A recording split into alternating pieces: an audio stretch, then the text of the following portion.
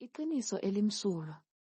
Kungenzeka ukuthi wake wamuzwa owayengumongameli uMbeki ekhuluma ngokuziqhenya nokubizwa ngokuthi izingxoxo eZimbabwe Morogoro, Mgorogoro, nobandlululo ngaphambi kokhetho, njengomzuzu omkhulu emzabalazweni wabantu bakithi.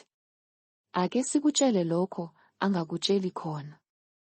Izwe nendawo ayizange ikhethwe ngenxa yobudlelwano bukaMugabe, iZimbabwe ne-ANC nezinye izinhlangano zomzabalazo. Kodwa yakhethwa ngenxa yobudlelwano bukaMugabe, iZimbabwe, nohulumeni wobandlululo.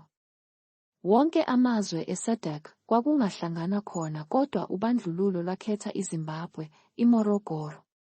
NjengoMugabe kwakuyi-Askari yabo ethembekile kakhulu. Ubandlululo lalikhathazekile ngokuthi lamanye amazwe azodala izikhala ukuthi ama-comrades angahlangana ngaphandle kolwazi noma ukuzwa kwabo. Kodwa eZimbabwe, ubuhlakani bobandlululo babekwazi ukumboza yonke imitha yesikwele, ukubalalela kanye nokuhlola ama-comrades ngendlela abafisa ngayo. Yayingekho imikhawulo, limit yokuhamba kwabo noma ububanzi bomsebenzi. Sikholwa ukuthi yilapho i-Apartheid yaphothula khona ilist lwezithunywa ze-CODESA. Beqinisekisa ukuthi ama-Askari abo azoba yiningi elikhulu e-CODESA. EZimbabwe babezwa yonke ingxoxo noma umhlangano oyimfihlo owenzeka lapho. Okwenza bakwazi ukuqedela ilisti yama-CODESA Askaris.